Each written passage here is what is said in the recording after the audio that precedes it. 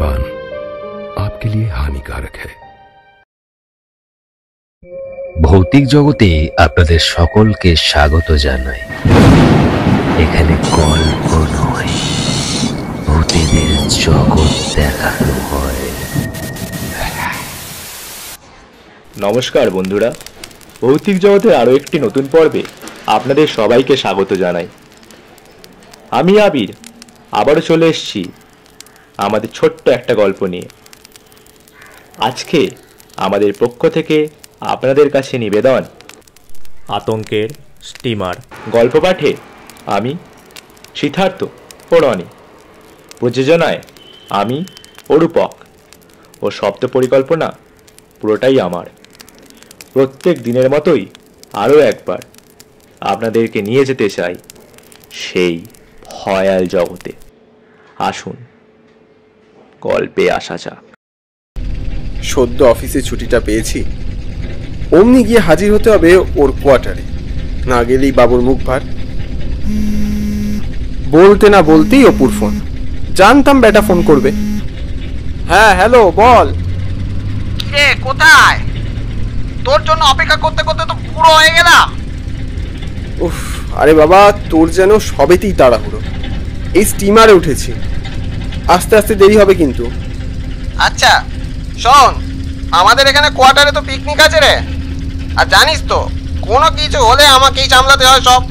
আমি খুব চেষ্টা করব সুকান্ত। যদি আমি না যেতে পারি তবে চিন্তার কোনো কারণ নেই। কাউকে না কাউকে আমি ঠিক পাঠিয়ে দেবো তোকে ঘাট থেকে নিয়ে আসার জন্য। ঠিক আছে অপু, তুই বলে দিস তাহলে। আমি ঘাটে নেমে কিন্তু সোজা তোর ওখানেই যাব, চিন্তা করিস না। অপু ফোন ছাড়লে আমি আরো একবার হাতের ঘড়িটার দিকে তাকাতাম। প্রায় 9:45। বাড়ি থেকে বেরিয়েছিলাম সেই বিকেলবেলা। নেহাত অপু ওভাবে জোরাজুরি করলো, ছেলেবেলার বন্ধু। এই রাত্রে স্টিমার জলের ওপর জোর শব্দ করে ছুটছে। শুনেছি অনেকখানি পথ, পৌঁছতে পৌঁছতে বেশ রাত হবে। এখানে বাদ বাকি যারা আছে তারাও সবাই আমার মতোই ক্লান্ত, বুঝতেই পারছি। দেখে তো নিত্যযাত্রী বলেই মনে হচ্ছে। পাশে বসা লোকটাকে খেয়াল করতেই দেখলাম লোকটা প্রচন্ড ঘামছে, বেশ অস্বাভাবিকভাবেই ঘামছে। এগিয়ে গেলাম। কি হয়েছে দাদা? শরীর কি খারাপ লাগছে? জল দেব? লোকটা আমার দিকে অদ্ভুতভাবে তাকালো, তারপর বলল, কোথায় যাবেন? যাব বলরামপুর, আমার এক বন্ধুর কাছে। বলরামপুর যাবেন? তাহলে এখন এলেন কেন? আপনাকে তো একটু আগেই আসতে হতো মশাই। মানে বুঝলাম না। বুঝলেন না? এত রাতে এসেছেন, তার উপরে সর্বনেশে নদী।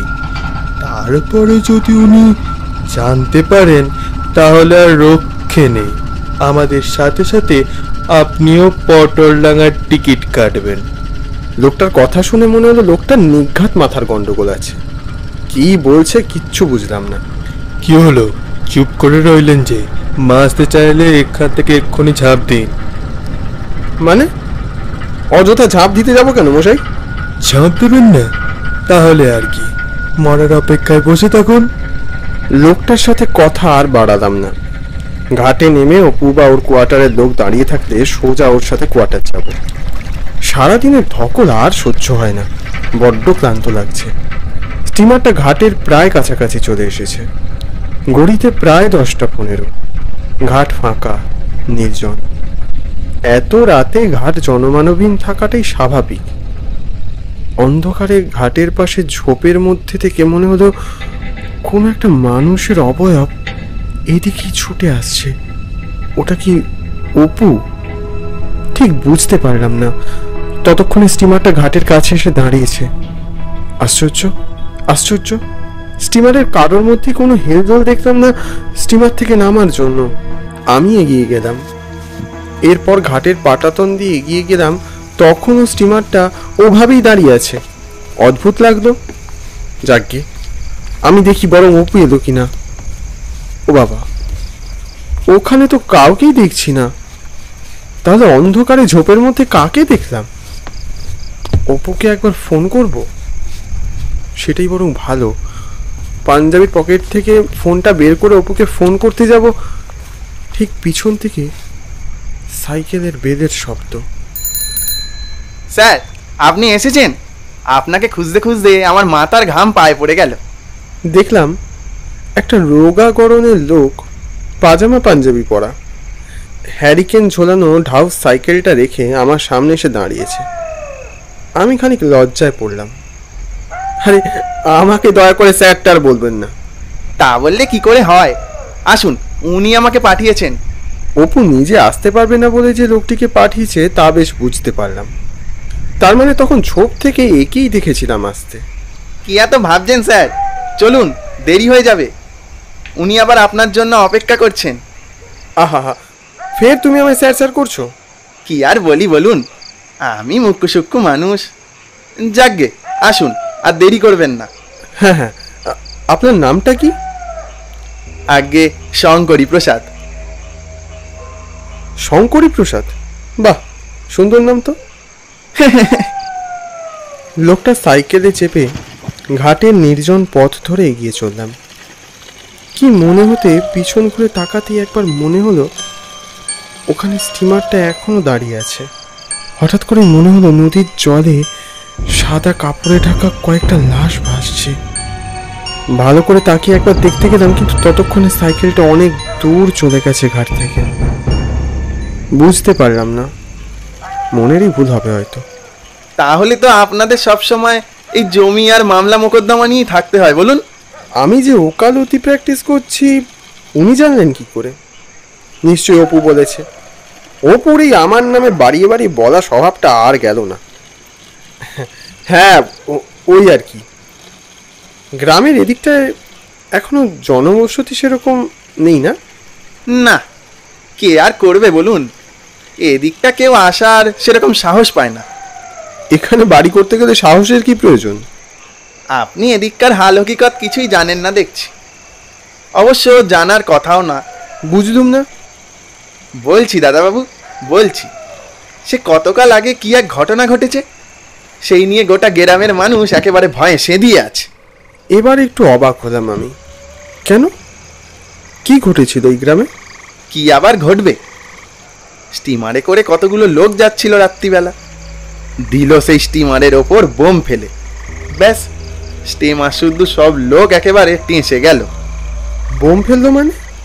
কে বোম ফেললো? লোকটা সাইকেলের গতি খানিক কমালো। হ্যারিকেনের মৃদু আলোয় চারপাশের কর্দমাক্ত পথের ব্যাঙগুলো আমাদের দিকে ফিরে ফিরে তাকাচ্ছিল। মনে হলো খানিক আগে বৃষ্টি হয়েছে এই এলাকায়। কি আবার কারণ হবে দাদাবাবু? এখানে এককালে এক কারখানা ছিল, সেখানের মালিক শ্রীযুক্ত হরিপদ সামন্ত। লোকটা বড্ড ভালো, কর্মচারীদের পুত্র স্নেহে দেখতেন। উনি ছিলেন বর্ষার ছাতা আর শীতের কাঁথা। মালিক যখন ননিবালা দেবীকে বিয়ে করলেন তখন তার বয়স 65 আর ননিবালার বয়স মাত্র 20। ওই বয়সেও এমন বুদ্ধি, এমন দীপ্তি, কেউ বলবে না ননিবালার বয়স মাত্র 20। বছর ঘুরতেই হরিপদবাবুর যক্কা ধরা পড়ল। আচ্ছা, তারপর? ননিবালা কত চেষ্টা করলো ওনাকে সারিয়ে তুলতে, কিন্তু বিধাতার লেখা কে খণ্ডাতে পারে। মালিক চলে গেলেন অকালে, আর নোংরা ছোট লোক বেঈমান কর্মচারীগুলো কুমিরের মতো ঝাঁপিয়ে পড়লো কোম্পানিটাকে বরবাদ করতে। ওই নিরীহ মেয়ে মানুষটার ওপর কম অত্যাচার করেছে ওরা? সব ছোট লোকগুলো চাইছিল ও ধন সম্পদ আত্মসাৎ করতে। ঠিক হয়েছে। সবাই খারাপ হলেও কেউ তো থাকে এসব অন্যায়ের প্রতিবাদ করতে। একদিন স্টিমার করে ওরা বাড়ি যাচ্ছে, দিল ওদের ওপর বোম ফেলে। এবার আপনি এটা বলবেন না যে বোমটা আপনি ফেলেছেন। যত সব গাঁজাখুরি গপ্প। আমার কথা বিশ্বাস হলো না দাদাবাবু? শঙ্করী প্রসাদের কথাটা কেমন ভারী শোনালো। চারপাশে একটানা ঝিঝির ডাক আর শেয়ালের বিকট চিৎকার বুকের মধ্যে কেমন কাঁপুনি ধরালো। দাদা, আর ননিবালার কি হলো? লোকটা আর একটা কথাও বললো না। এরপর শুধু সাইকেলের চেনের ঘর ঘর শব্দ। আমি শুধু অপুকে দেখার অপেক্ষায় ছিলাম। ও তো আমাকে একটা ফোন করলো না। খানিক বাদে একটা প্রকাণ্ড তিনতলা বাড়ির সামনে সাইকেলটাকে থামালো শঙ্করী। সুপারি আর তাল কাছে ঘেরা বাড়িটায় কি যেন একটা ব্যাপার আছে। ছাতে নীলাভ আলোয় সাজানো, কিরকম মায়াবী। এটাই কি আপনাদের কোয়ার্টার? কোয়ার্টার কেন হতে যাবে? আজ তো বাড়িটাকে আপনি কোয়ার্টার বানিয়ে ফেললেন। সাইকেলের হ্যান্ডেল থেকে হ্যারিকেনটা নামিয়ে মোরাম বেছানো পথ দিয়ে খানিক এগিয়ে গেল। আসুন, আর দেরি করবেন না। আমিও খানিক এগিয়ে গেলাম। কিন্তু আপনাদের পিকনিকটা কত তলায় হচ্ছে? লোকটা হাতের হ্যারিকেনটাকে মুখের সামনে ধরে অদ্ভুতভাবে হাসতে শুরু করলো। হ্যারিকেনের আলোয় লোকটার চোখটা নীলচে হয়ে চকচক করে উঠল যেন। পিকনিক কোথায় পেলেন দাদাবাবু? চমকে উঠলাম। লোকটা বলে কি? মানে ও বুঝে বলল আপনাদের এখানে পিকনিক হচ্ছে। আমি বরং ও অপুকে একটা ফোন করি।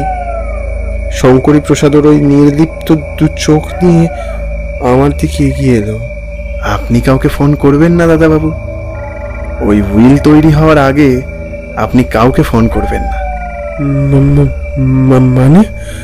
মানে আবার কি? সেই কত বছর ধরে গিন্নিমা অপেক্ষা করে আছেন এই হুইল তৈরি করার জন্য। এতদিন পর আপনার দেখা পেয়েছি উকিলবাবু।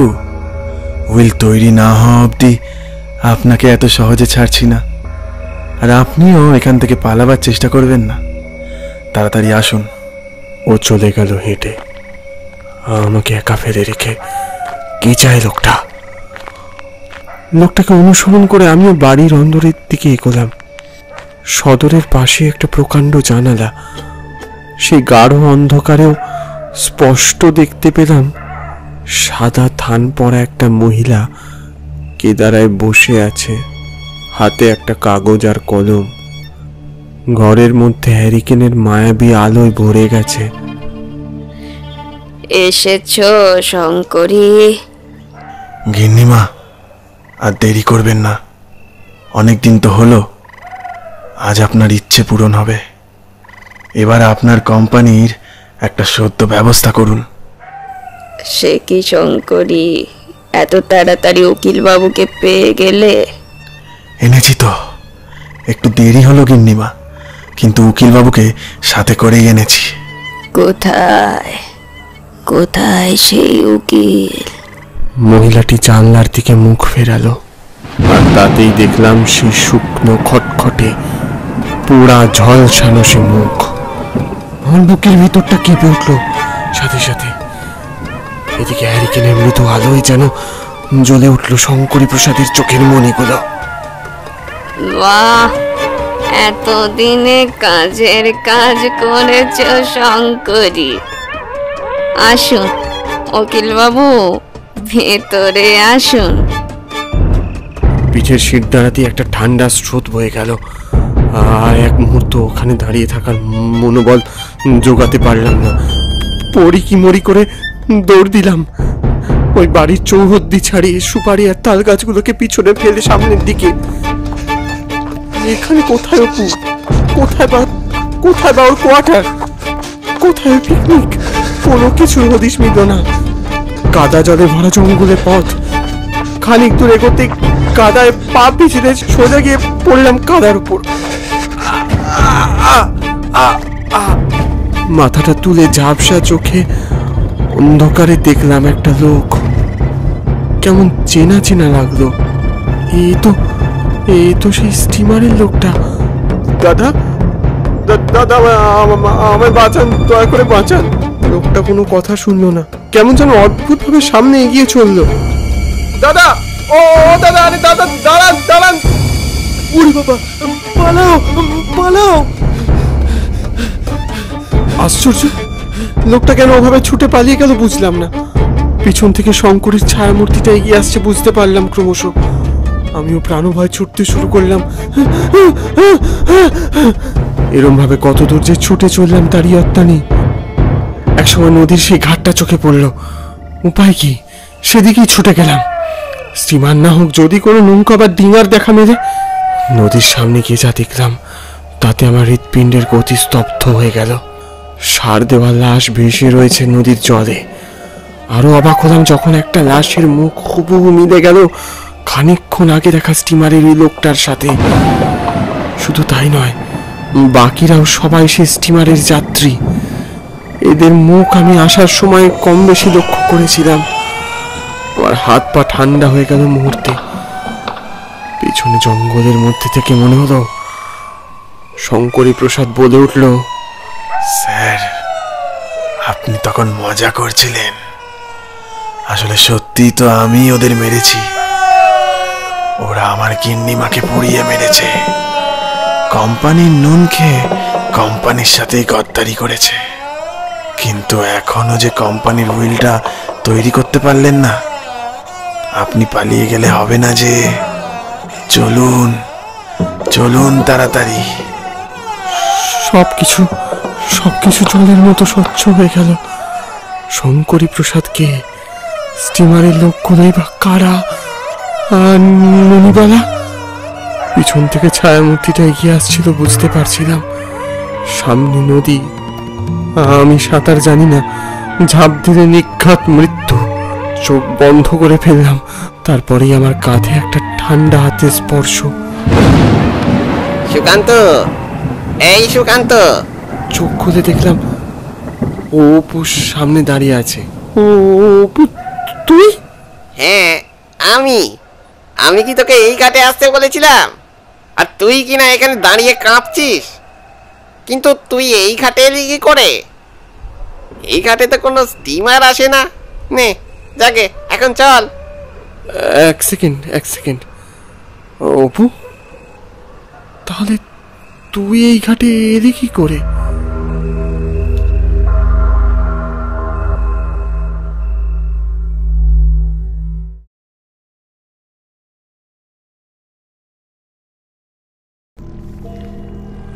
কখনো কখনো আমাদের সঙ্গে এমন কিছু ঘটনা ঘটে যায় যেটা বিজ্ঞান হয়তো তার ব্যাখ্যা দিতে পারে না।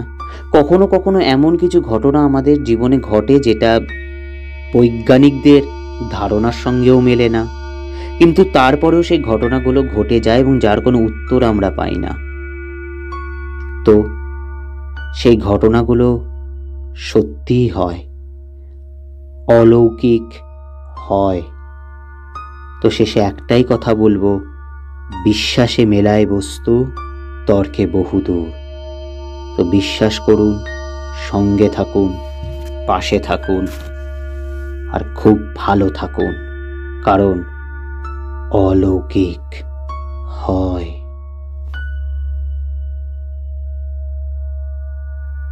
ভৌতিক জগৎ কোনো কুসংস্কারকে প্রমোট করে না। এই ঘটনাগুলোকে গল্প আকারে নেওয়াই হবে বুদ্ধিমানের কাজ। আমাদের ভিডিওগুলো আপনাদের যদি অবশ্যই ভালো লেগে থাকে, তবে ভূতের জগতে সত্যি সত্যি প্রবেশ করতে হলে আমাদের চ্যানেলটিকে সাবস্ক্রাইব করে রাখবেন, সাথে থাকা বেল আইকনটি প্রেস করে দেবেন। আমাদের হোয়াটসঅ্যাপ গ্রুপে যুক্ত হতে চাইলে ডেসক্রিপশন বক্সে বা কমেন্ট বক্সে আমাদের হোয়াটসঅ্যাপ গ্রুপের লিংক আছে, সেখানে গিয়ে জয়েন করে নিতে পারেন।